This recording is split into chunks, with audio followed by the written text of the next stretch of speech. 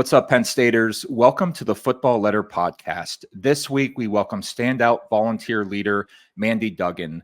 Mandi serves as the president of our Asheville Chapter in North Carolina. Previously, she lived in Florida for almost 2 decades and held numerous leadership positions with her Palm Beach County chapter.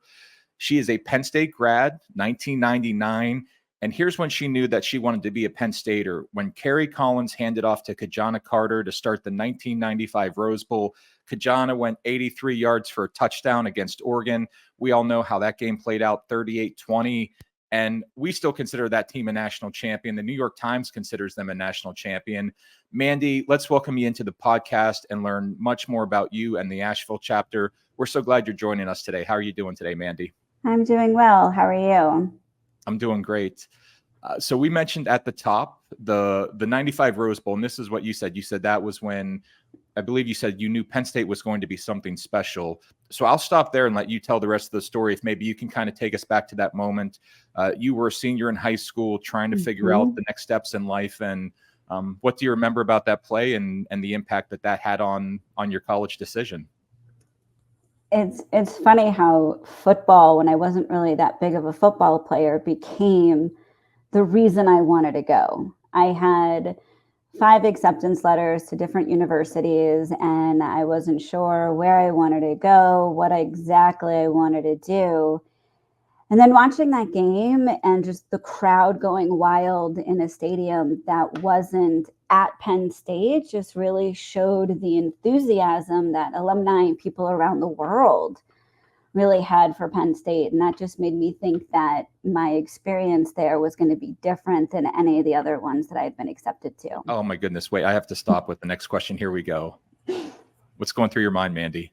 Oh, this isn't going to happen. No. Oh my gosh. Are you kidding me? This is amazing. Oh my God. There's a touchdown. Love that shot of the shoulder pads as he gets right in for the touchdown. And subsequently, Kajana lives in South Florida. So we've had the opportunity in the South Florida Palm Beach chapter to have him at a number of our events. And I joke about it with him about how that was the moment. He's like, really? I'm the reason you went? So he's a really good, humble guy. And it just confirms that, that was a good decision. Yeah, absolutely. Kajana spoke at the 2017 Rose Bowl pep rally with James Franklin's 3rd season at Penn State, played USC. And so, yeah, it was quite a thrill. And I don't usually turn into a fanboy or a fan. I don't get starstruck, but seeing Kajana Carter was, especially in Pasadena, that was such a thrill. All right, I have to reset. I forget the question I was going to ask. I saw that play and I just got so mesmerized. So your family grew up in Long Island, New York. You moved to Northeast PA shortly before high school. Now you're a Penn Stater. You were very active as a student, involved in several organizations and clubs. How did your student life kind of unfold for you? How did you decide that you wanted to be in those clubs, and how did you kind of, come into your own as a student? Well, part of me going to Penn State, I had wanted to be an elementary music major. And Dr. Bundy was the music director at the time, and I had played twice for him. And they said, listen, you're a great player, but you didn't have private lessons. This wasn't your high school career. So we'll accept you, but just know, you're going to be at the bottom as a senior and as freshmen come in, but we're happy to have you. You're enthusiastic. And that still made me want to go. I wound up being a psychology major instead, but it was the honesty and not being afraid to fail. So that's the big takeaway that Penn State gave me, is to try and to try and to try. And without trying, you're not going to find out what you like or what you're good at. And so my roommate was trying out for opera theater. So I did that with her. And then it's this isn't it. It was fun. I wound up being president for the Psychology Honor Society. I had been involved with them for a couple of years before that. And being that I wanted to be a music major, I saw that there was openings for the pep band for the basketball team. And that was a ton of fun. My senior year, one of my roommates was on the men's bowling team, and they said they were looking for women. And I had bowled when I was a kid. I was like, oh, that sounds like fun. And then, I did that. So it was part of trying out different things, being a part of different things, and just being a part of the Penn State community in a way that I could experience various things. And some things I was good at and some things I wasn't. And being afraid to fail just really hinders you from being what you can be. Mandy, that was so well said. And I think that's a great lesson. I was going to say for students, get out there, try something. You think you might like it. Maybe you will, maybe you don't.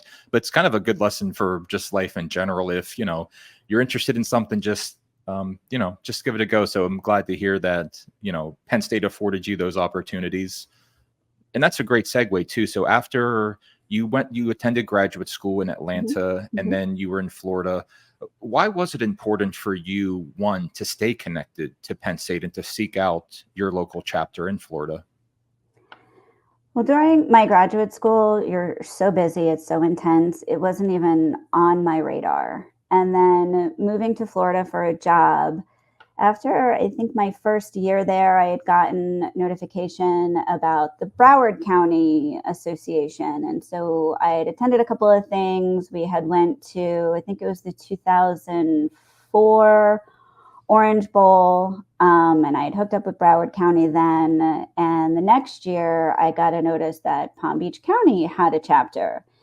And when I moved to Florida, I had zero friends, zero family. I was all by myself with this job. And I thought, well, hey, Penn State loves Penn State. So being a part of it, I went out to a couple of events. And then I think it was about a year or so later, one of the fellows that had organized a lot of the gatherings had said that they wanted to reignite it as an official chapter versus just a bunch of people getting together and being a club, and asked if I wanted to be on the board.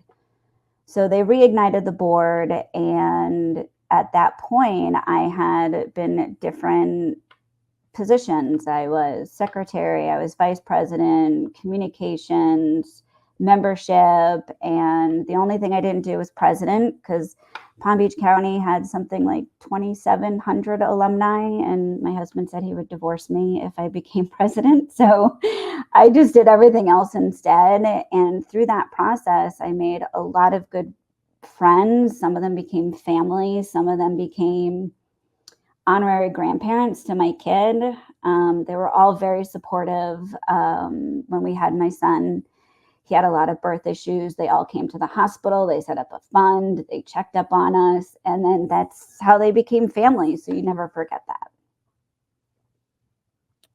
Thanks for sharing that, Mandy. Just wanted to take a moment and to say thank you for sharing that. And then also thank you for getting involved, because, our volunteers, Paul Clifford, I said, our CEO, you're the heartbeat of the Alumni Association. And to your point, for these chapters to operate on a year-round basis, it's because of volunteers, devoting their time and their energy. You mentioned your husband, Patrick, your son, Connor, I believe now is 10 years old. Yes. So once you found, that group of Penn Staters and you've received that outpouring of support, did that kind of reaffirm to you what you thought you knew about the Penn State community? I don't want to say it was surprising, but I'm just wondering, how much did their support mean, and how much did it maybe reaffirm what you believed in Penn State? Oh, it 100% affirmed that wherever you go, we are family. One of the things that one of the ladies from Palm Beach County, Miss Sally, her and I always talk about how whenever we travel, we wear Penn State gear. And it's an opportunity to see really how we are spiderwebbed throughout the nation. And we just were in New York and Connecticut and flying back in the Charlotte airport. We had 3 We Ares within 5 minutes, and my child spots them a mile away. And it's even very exciting for him to get the Penn State back every time he points and yells "We are" and scares the dickens out of people. So we are certainly indoctrinating him into being a Penn State fan, saying that he wants to go play football for them. But it really 100% says that wherever you go, you're going to find a fan or some family. You are tuned into the Football Letter podcast. We are catching up with Mandi Duggan. She is the president of our Asheville chapter in North Carolina. She's talking about the impact that Penn State has had on her beyond being a student. She attended graduate school in Atlanta, moved to Florida, had a lot of support from local alumni when it came to some things that her family was going through. And so Mandi, let's kind of continue the conversation then with Penn State, this feeling of belonging. Asheville chapter, North Carolina, how do you connect and unite Penn Staters during the football season? Well, our Asheville chapter is still an infant. We got chartered in April. When I got here, there wasn't a chapter. Some other people had tried in the past and COVID got in the way, or their lack of really knowing how to make that happen. So we became chartered, like I said, this past April. We started in June of 2023, and we were chartered in less than a year. And we started off with the football gatherings, and we meet every Saturday for every game at Daddy Mac's downtown. They were gracious enough to try us out. A couple of other associations had approached them, and we said, we travel. We will be here. We will fill this room, and we will make you happy that we're here. And that's exactly what we did. So we filled the room, I think all but one game, and that was probably Thanksgiving. So we meet each time. We do buttons, the good old tradition of the buttons and slang against the other team. Those have been really popular, and we just try to make everything different. We do some raffles, 50-50. We have our official lion that does the push-ups, which happens to be my kiddo. And when it gets too high, he taps out to one of the other board members to fill in for him. So we're just trying to really get the word out now that we're here, that we exist, and to come be a part of our chapter. Asheville is a big tourist destination, and we always seem to have somebody that's not from Asheville coming to visit. They happen to found out that this is where we meet, or in a couple of times they just happen to walk into that bar at that time during our game, not even knowing that we would be there. So it's been able to really let other people know in different places around Western North Carolina, even Northern South Carolina, to come visit and know that we exist now. Mandi, I want to come visit. I want to see Connor doing the push-ups. So we'll have to get some sort of video or photos. He'll have plenty of opportunities this year to do push-ups. His record is 173. Oh my goodness. Well, shout out to Connor for 173 push-ups. We'll have to let Curtis White know, the head coach of the Penn State cheerleading, that the current Nittany Lion has got he's got some competition coming up.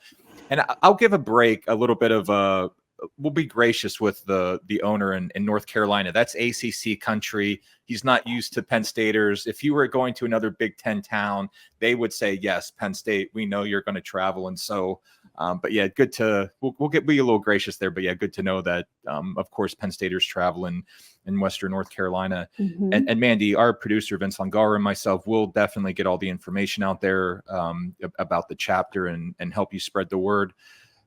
Following up just a little bit on the game day, when you've got Penn Staters there, obviously you're there to watch the football game. You're there to have some fun. How also do you approach that as, I'm the president of a new alumni chapter. I've got this, deeply embedded story about Penn State. What are the types of conversations that you're having with alumni there when maybe they're asking about the chapter or how they can get involved? And, I imagine that you want to kind of turn around and be welcome and supporting and be supportive, just as, fellow Penn Staters were with you when you were in Florida. Our goal as a board is to make sure that we conversate individually with every single one of our attendees. We want to make sure that they feel welcome, that their opinions are also welcome. Do they like the food? Do they like the environment? What would they like to see? We ask them about what other events that they might like to do. Not everybody is a football fan. So what is it that they would like to see? What kind of events? And encourage them to be a part of the Alumni Association, and what being a part of the Alumni Association means, not just to the university, but to us as a chapter, and how that allows us to be more involved and to do the things that we want to do, such as start a scholarship fund, to be able to make that an endowment. That's a large project, but also provide the things that our membership is interested in. As we're continuing to grow, we want to know, if you don't want to come to football, are you interested in a family event? Are you interested in baseball? Are you interested in the Big Ten wrestling? We have great other sports teams that we can come together to and watch and support, and how else we can support our local community. This one photo is actually from supporting UNC Asheville, which one of our board members is a professor at. So we like to give back and support other collegiate athletics locally. So what can we do as Penn Staters in our community to give back, not just to the university, but as our own community that we're in every day? So you said something, Mandi, that I wanted to just to follow up on here. The purpose of giving back. I mean, hearing you speak, you had, a great Penn State experience. You got a lot out of that. What is it? I mean, is it just that, or is there something else maybe about your personality that you're inspired to give back? You're motivated to give back. What is the reason that you said, hey, I'm going to step up. I'm going to be a chapter president of this new chapter. It's going to be a lot of work, but I'm willing to do it. What inspired you to do that, to have this purpose of giving back?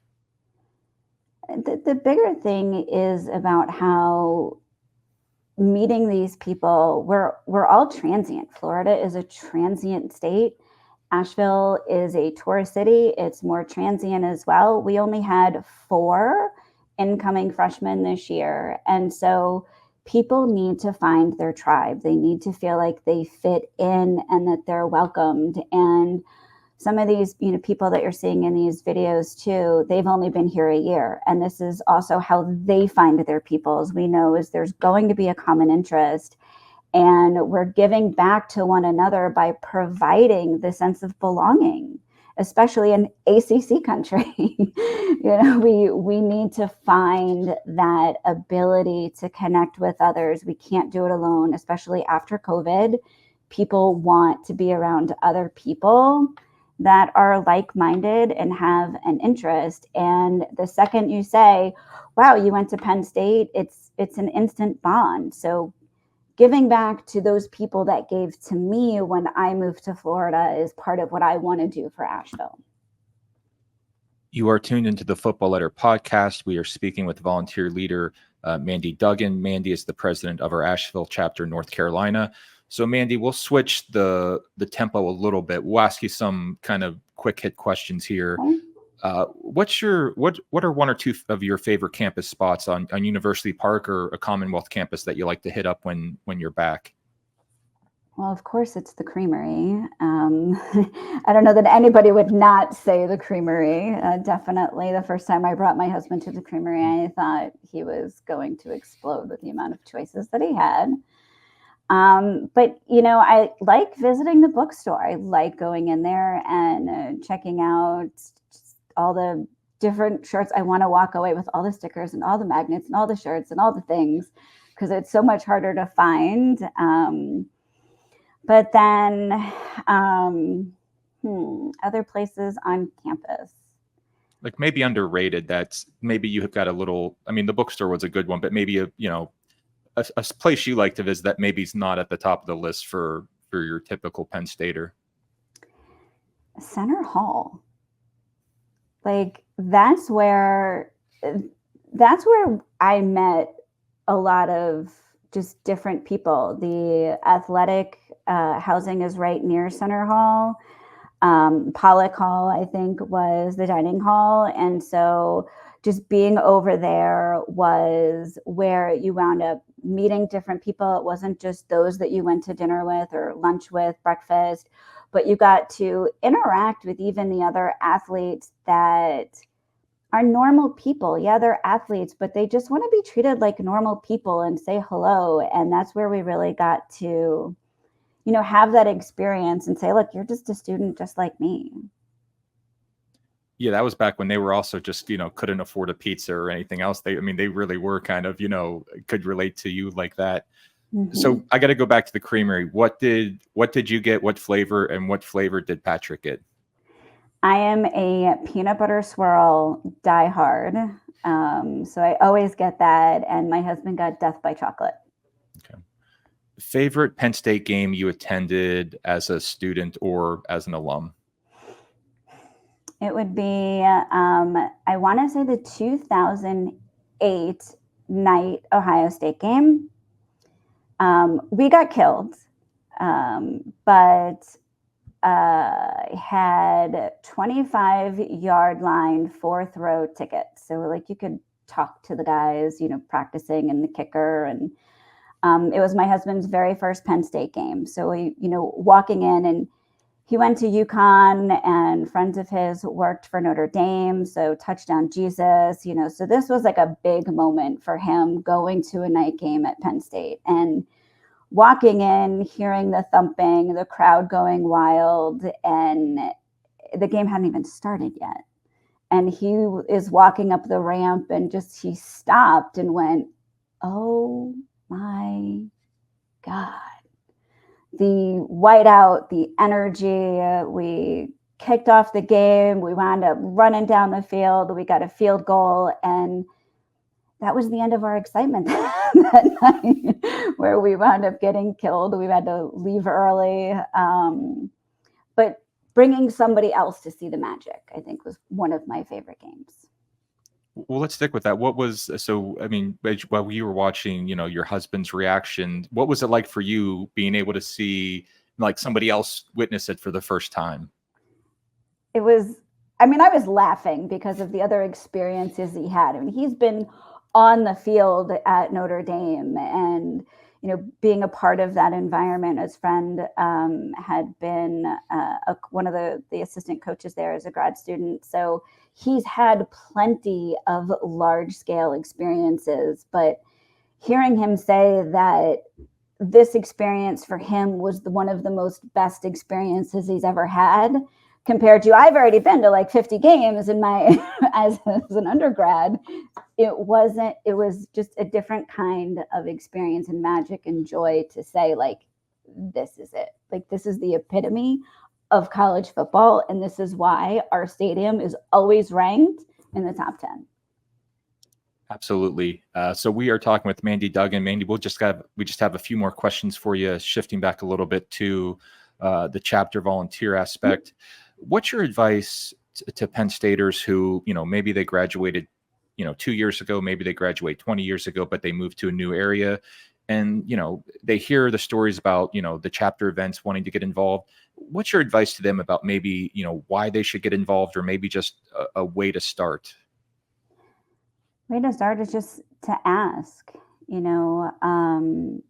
Our chapter membership and the board, we range from graduating, I think our most recent is 2014 on the board, all the way back to 1970s. So we have a wide range of people that are involved, and every voice is important because we want to tap into everybody's wants and needs and what they're looking for.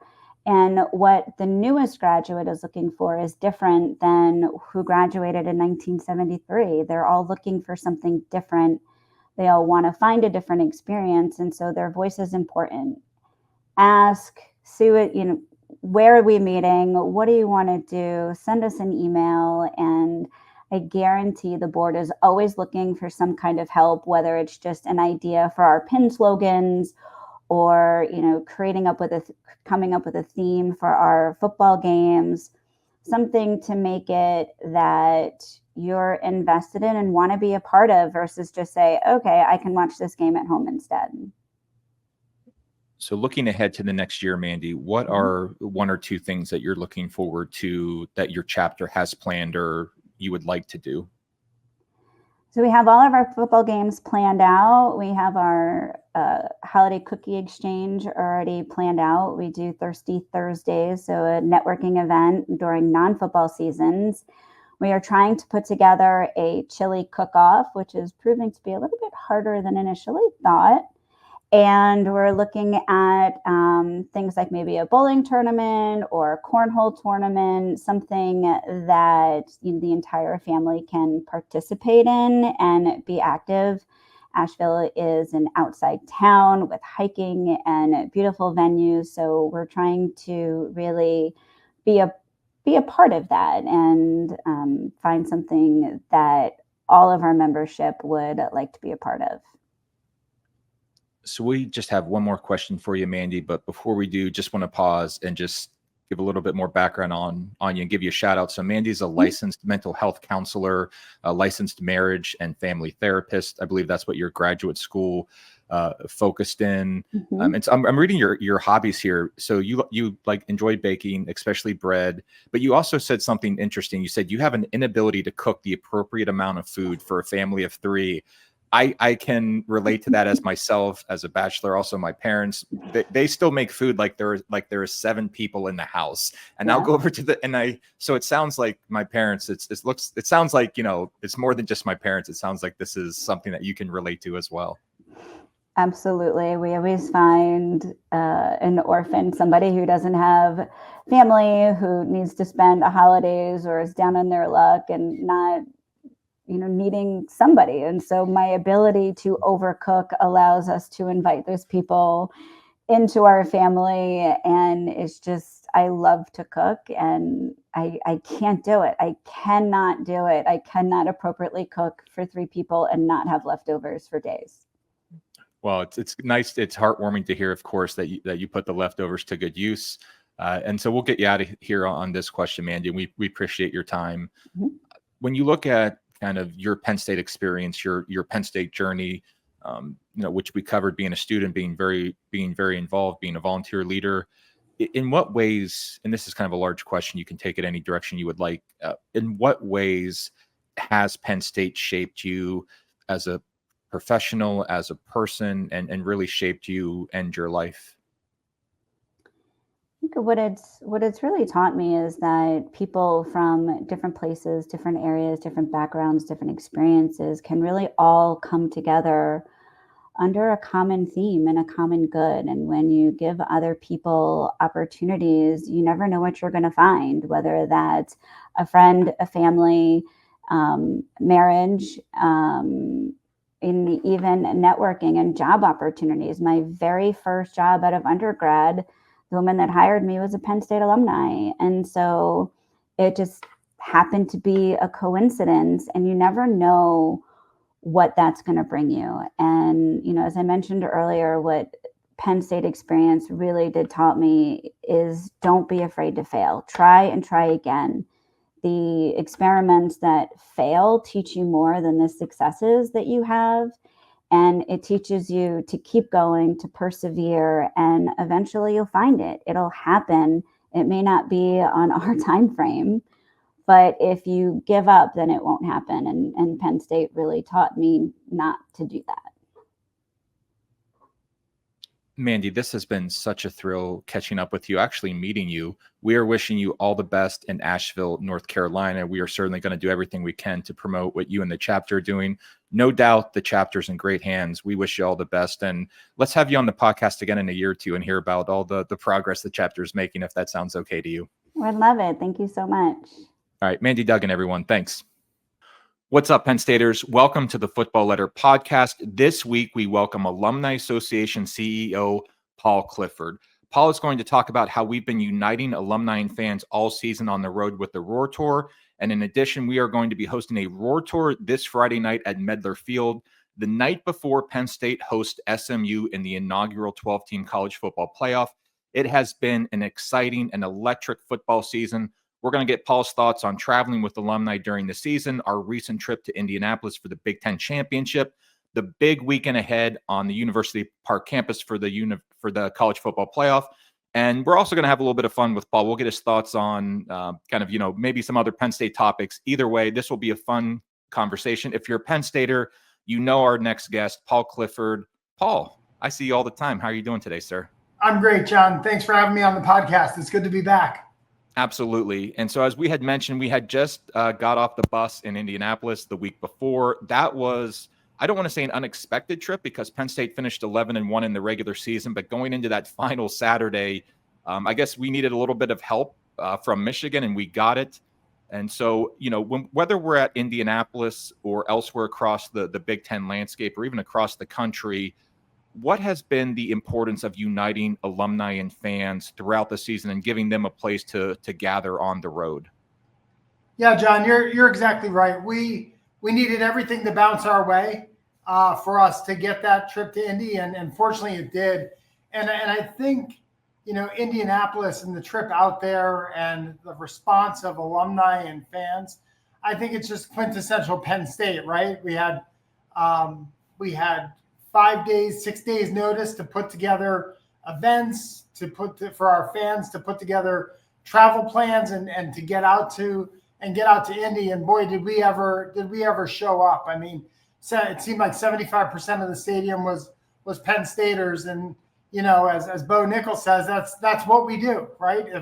If Penn State and Penn Staters are out there competing, then our alumni and fans are going to show up in support of them. And, the Alumni Association is there every step of the way. In Indianapolis, we hosted a Friday night event in downtown Indianapolis at Nevermore at Union Station, a very cool, laid-back event. The Penn State cheerleaders were there. We had the Roar Tour Game Day pep rally that Saturday, which we live-streamed on our Facebook page. We were at the Indiana Convention Center. I mean, you talked about it a lot. We have a lot of times our alumni can plan for these trips weeks or months in advance. This was something that we pulled together at the last minute. What were some of the impressions that you got in Indianapolis, just talking with Penn Staters individually and as a group in terms of when you were seeing Penn Staters come together? What were maybe one or two moments or things that stood out to you? Yeah, first, I think the word gratitude comes to mind, right? I think Penn Staters were grateful to have the opportunity to play in the Big Ten Championship, to cheer our team on, right? We came up short, but it was all about the opportunity, and that opportunity has set us up for the possibility now of a home football game in the first ever college football playoff, and a nice path hopefully to the national championship. It seems like everything comes together at the last minute. But as you know, behind the scenes, right, the team here at the Alumni Association had been planning for weeks for all different kinds of scenarios to play out and all kinds of different things that could possibly happen, so that when the unexpected happens, we have, our plans we can roll out our plans immediately. And that's what we did in Indy. You and I have been to Indianapolis before. It's one of the great American cities that have been built to host major sporting events, right? If you think about the Final Fours that they've hosted and the Big Ten championships and Super Bowls and things like that, right? With all the great restaurants downtown and the stadiums being downtown, with the hotels all within walking distance, it makes for that great fan experience where you just drive into the downtown, leave your car parked, and you can get around the city pretty easily to do everything that you need to do, from events to restaurants to going to the stadium and cheering your team on. Indy, San Antonio, Atlanta are all kind of built with that kind of focus in where their sports arenas are. Yeah, and one of the advantages is that we were walking everywhere once we checked into our hotel, which obviously helps for convenience, but it's also nice because you get to see Penn Staters on the sidewalk. We also met quite a few Oregon fans, and it was nice. They traveled well, I thought, and their fan base was nice. Before we move on to this weekend, I wanted to get your thoughts. Being in Lucas Oil Stadium that Saturday night, it was the first time in 12 years and only the fourth time overall, I believe, that a conference title game pitted two teams who were ranked in the top 3 against one another. And so that was just a mega colossal look. I know Penn State doesn't believe in moral victories, but just being in that stadium, I thought was just a heck of a battle. And you were sitting there behind the end zone with our Alumni Association staff and our alumni. What stands out to you about what it was like to be in the stadium that night and really being a big Penn State crowd? Well, John, I got to watch the game back yesterday. And first of all, the energy and the enthusiasm when you're in the stadium is palpable, and it translated well on television. I mean, Penn State fans showed up. We were loud. We were, we were what our team needed us to be. Plus, we saw an instant classic, right? I mean, the back and forth nature of the game, the high scoring offenses, the big plays on both sides of the ball for both teams. I mean, it was a fantastic game. And, it doesn't surprise me that the number 1 and the number 3 team are from the Big Ten. We are the premier conference in college sports, right? Our teams across all of our sports here at Penn State compete at elite levels. And I think you saw that in Lucas Oil, where 2 of the elite teams in the Big Ten put on a show for the rest of the country watching in prime time. Yeah, just to follow up on something you said real quick. And so after the game, there were a few players available for interviews in a breakout room. And, folks are asking them about, Oregon's speed and how Penn State came back. And I ended up asking linebacker Kobe King, I said, you guys just gave the number 1 team in the country one heck of a battle. Like, set aside stats, set aside this or that. I said, and I kind of asked him, do you take a level of accomplishment from that? And Kobe King, very thoughtful, very, introspective. He said, it's one of the most classic games I've ever been a part of. And so, obviously Penn Staters, the final outcome aside, yeah, it was just a fantastic game, a fantastic way to kind of cap a fun 3 days in Indianapolis. Hopefully we'll be making a return trip there next year and many years to come. And that's a fun city. So after what happened in Indianapolis, now we are beginning the 12-team college football playoff. I suppose you could point out the irony of Penn State finishing 4th in the college football playoff rankings in the first year that the field has expanded to 12 teams. And so now we are bringing the Roar Tour to University Park, 7:30 to 10:30 Friday night at Medler Field. We are going to have heated igloos. We are going to have food. We're going to have live music. We expect some Letterman to be there. I was wondering if you could just, and I kind of tried to tee it up for you a little bit, Paul, what can Penn Staters expect, Friday night, the night before one of the biggest games in the history of Beaver Stadium, you could probably say? Well, it's unprecedented, right? It's unprecedented that we are bringing the Roar Tour to a home game. It's unprecedented that we have a home playoff game in December, right? And everything that comes with that from a home field advantage. But really, the home field advantage is our people, right? And so being able to gather with our alumni and supporters Friday night, show them appreciation, get them ready for the big playoff game at noon the next day, is a great, it's a great service that the Alumni Association provides. We are here to connect people to what they love most about Penn State, and certainly intercollegiate athletics and Penn State football top the list of what Penn Staters love about Penn State. And going back to your Kobe King comments too, right? The nice thing about, there's no moral victories, right? But it does give us, the opportunity to build on something, right? I mean, we went toe-to-toe with, at the time, the number 4 team in the country earlier in the season in Ohio State, and lost by a touchdown there, or lost by 1 score. Same happened in the Big Ten championship. I think that even though, no moral victories, it does give us a lot of confidence going into the playoffs. And I think that confidence is felt by the fan base, right? There's a lot of excitement around the path that we have through SMU and Boise State, and hopefully onto a semifinal in the Orange Bowl. But I think there's a lot of confidence right now among the fan base and with the football team. Well, speaking of our alumni and our fan base, you're talking with Penn Staters on a daily, if not hourly basis. Just wondering, what are some of the conversations that you've been having with our volunteer leaders, with our chapter leaders? Guess I'm asking you for, like, what's the behind the scenes sense? What's the behind the scenes scoop of, what's the Penn State fan base, alumni base, what are they feeling and thinking right now leading up to the game?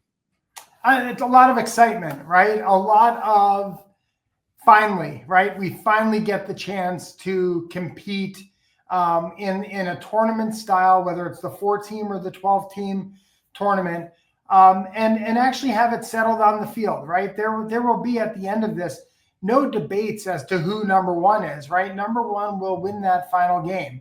And, you know, even with the 4-team playoff, the number 5 team, right, last year, Florida State, feeling like they were the best team in the country and that they were left out. You know, the 12-team playoff, I think, is going to definitively answer who the best team in college football is. And Penn Staters, we're excited to be part of that conversation.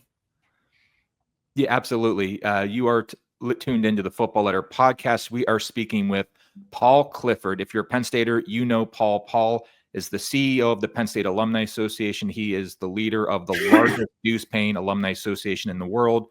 Just a little bit more background on Paul. He's dedicated his entire career to the alumni relations field.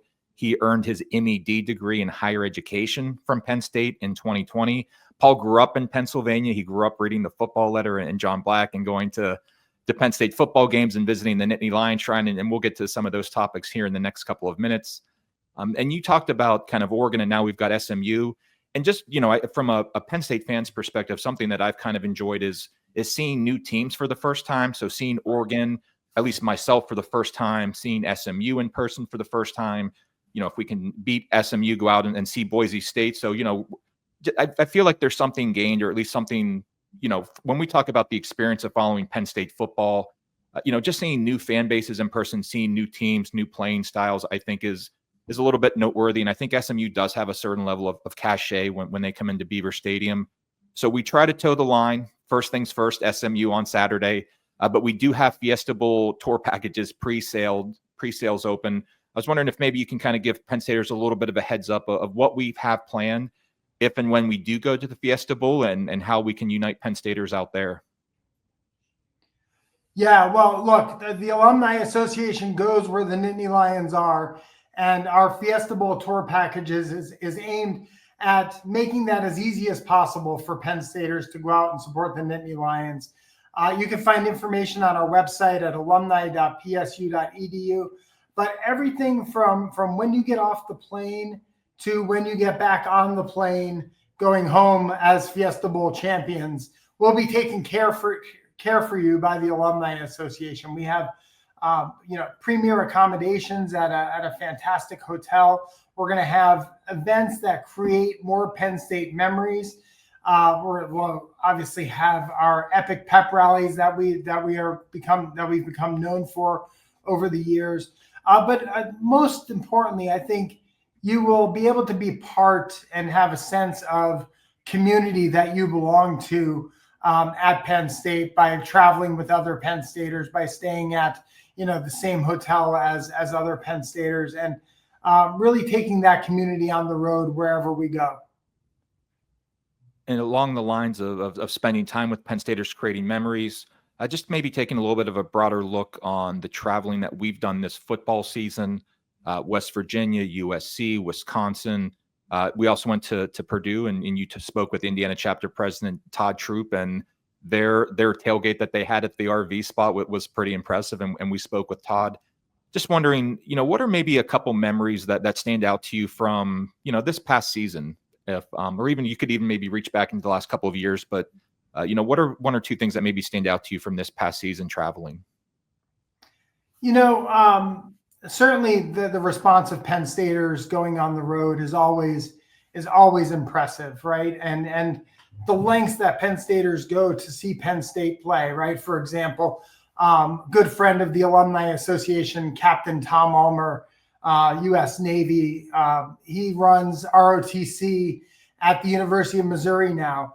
And he was able to go to the Purdue game because that was the closest game for him to be able to drive to. And then he was excited about being able to come to Indianapolis for the Big Ten championship. You know, the number of alumni that come down from Chicago for an event in Indiana, or come over from Cincinnati, where those are the closest opportunities for them to see Penn State. When Penn State comes to their backyard, they certainly show up for it. So and I love how like those groups in particular will circle those dates on their calendar to say, Penn State's coming to me, I need to show up for them.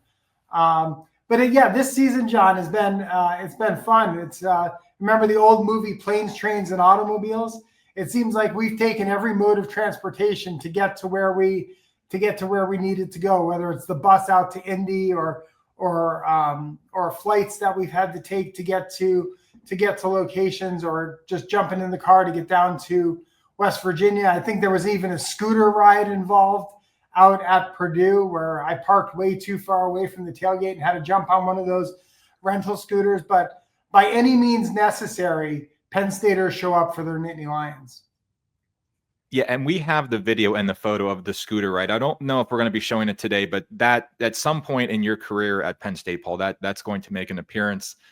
You talked a little bit about our chapters in the Midwest, the importance of our alumni chapters and how they circle those dates. And when we show up on Friday night, all the work that they put in behind the scenes, and I know that they enjoy having the Penn State experience come to them. I just wondered if maybe you can kind of touch on the importance of our alumni chapters, the importance of our volunteers, and, connecting with them on the road during the season. Yeah, look, we are so blessed to have such an extensive network of alumni chapters and affiliate groups. We're blessed to have the 3,000 plus volunteers behind those groups that power those groups. And when Penn State football comes to their area, it's a badge of honor that they wear to be able to serve as the local hosts for other Penn Staters coming out. The wonderful event that we had down at West Virginia, and what our Indiana chapter did out at Purdue. Those are just Wisconsin. Fantastic turnout in Wisconsin. It just shows that Penn Staters want to show up for their alma mater and do whatever they can, and our alumni chapters are no exception when Penn State comes to their hometown. So this is a question I've wanted to ask Paul for a while, and I'm just going to take the opportunity now to ask it. When you're hosting and emceeing the pep rallies, and I'm especially thinking of the 2 trips to the Rose Bowl, the trip to Atlanta last year for the Peach Bowl. I mean, even on Saturday, or even, when we went out to Indianapolis recently for the pep rally there at the Big Ten Championship, you're standing on the stage, you're hyping up Penn Staters, you are looking out at massive crowds. You are seeing, well, not just seeing, you are also experiencing firsthand the power of the Penn State network.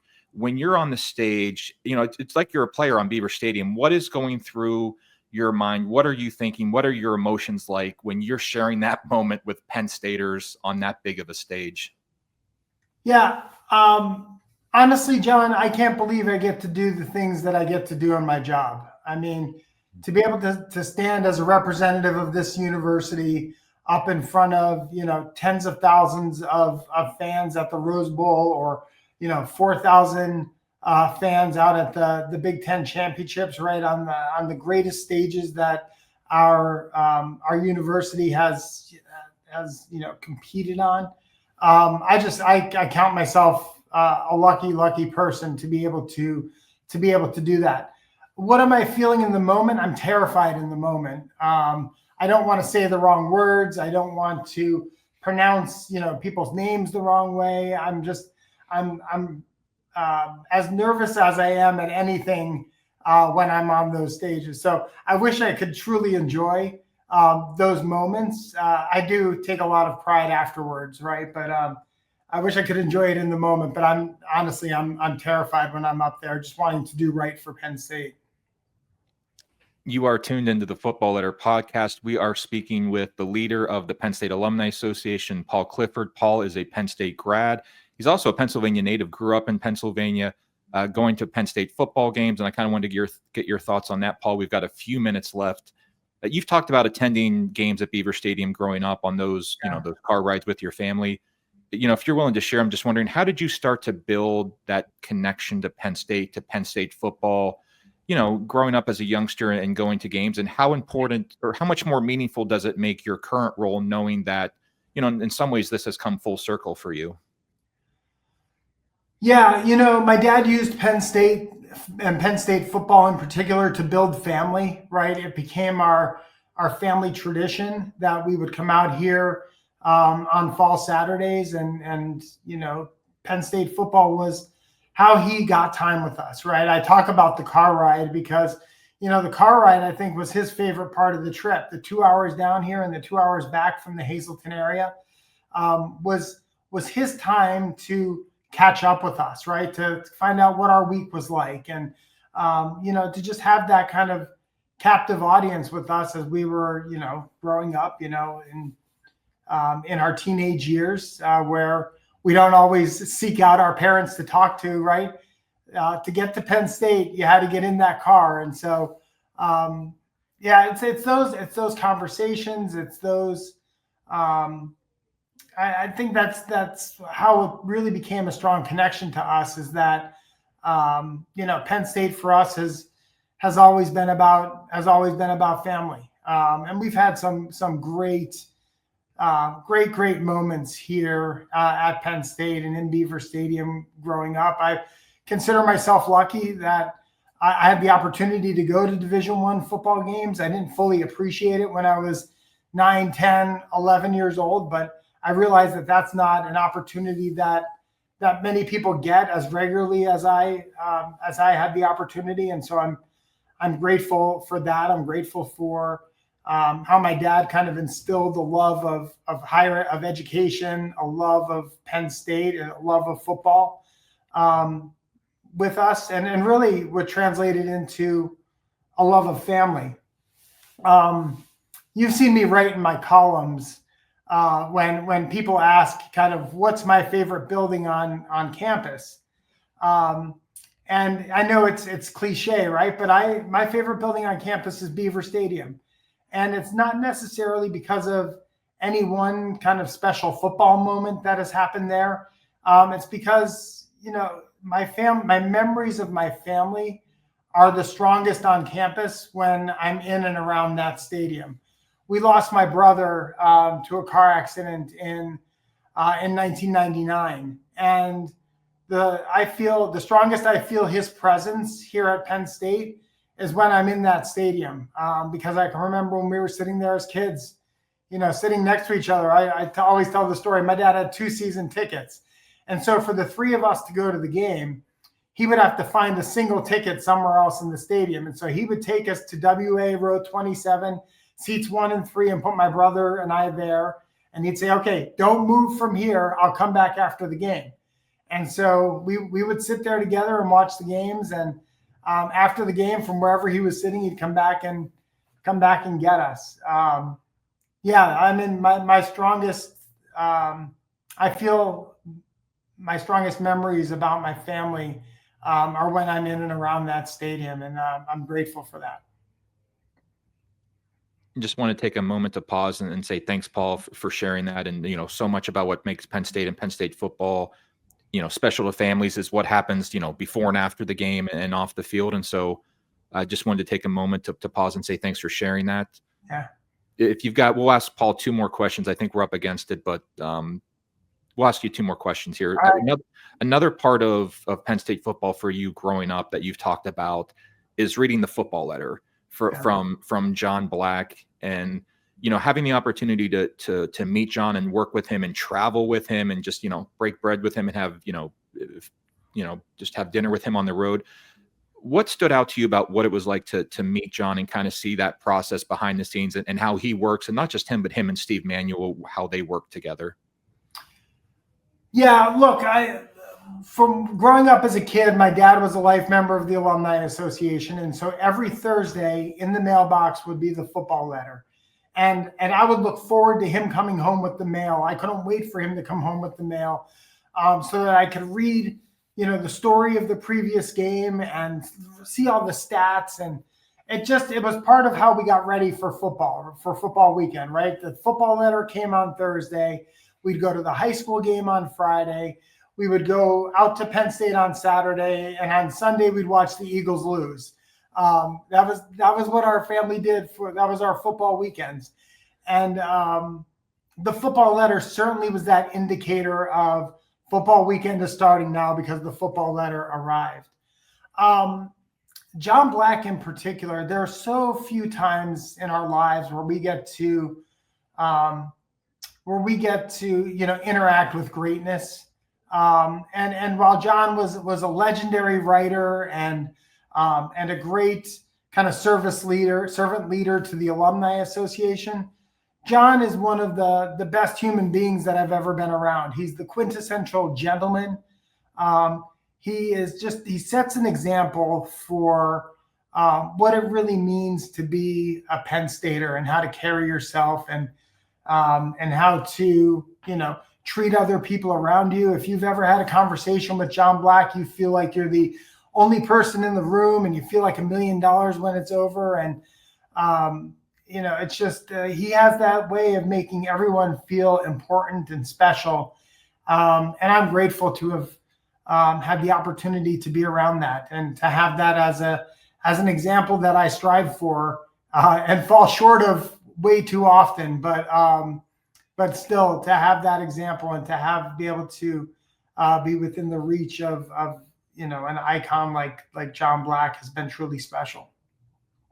Yeah, we just have one more question for Paul, but I'll just add on real quick. Over the last 3 years, I'm really proud of the work that we've done with the football letter. That there certainly have been times when John could have maybe interjected and said, maybe you could have did this a little different way, or hey, you had a little bit of a mistake here, and he's never done that. He's always just been, very supportive, and yeah, he has a way of kind of maybe pointing you in the right direction without, but doing it in a real nice, positive way. So you've been at the Alumni Association, leading the Alumni Association for nearly a decade now. Your first year here, we went to Indianapolis into the Rose Bowl. And certainly we've talked a lot about, football during our discussion here, but we do so much more at the Alumni Association. Just wondering, when you reflect over the last, 8, 9, 10 years coming up, what are one or two things that kind of, are you most proud of when you look at kind of what we do as a service organization for Penn Staters? Yeah, John, I think of the impact that we've all been able to have because of our work together on so many different things here, whether it's, the academic endeavor and how we've been able to showcase faculty and staff with our programs, how we've been able to support our students through the Alumni Association's contributions to scholarship funds, how we've shown that Thon doesn't end at graduation, right? And Thon can't end until we find a cure for childhood cancer, and the big role that the Alumni Association plays in continuing to have alumni support Thon from our chapters to the work that we do here as an association.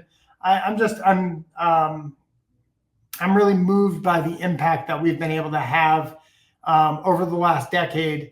But really, and this, it's the continuation of the great work of all those people who came before us. You mentioned you following in the footsteps of John Black as the football letter editor, right? I'm the 11th person to sit in this seat ever. And with names like Peter Weiler and Roger Williams and Ridge Riley and Ross Lehman as my predecessors, there's a heavy weight that we all bear because of the legends who've come before us, and all of us, and I'm sure you hear it, right? You hear them whispering our encouragement, right, in the echoes around this place. And that's not too far from my mind that I want to continue to have the same kind of impact that they have had on this institution. Not only it's because what Penn Staters deserve, but because it'll make those who came before us proud and continue their legacy. That is the best way, or the perfect way, to wrap up the conversation. As you say often, Paul, you believe our best days are ahead of us. We've got the first college football playoff game coming up this weekend at Beaver Stadium, Friday night, Medler Field, 7:30 to 10:30. We hope to see you there. We hope to see you at the Fiesta Bowl. And then, as you said, Paul, the winner of that will go to the Orange Bowl.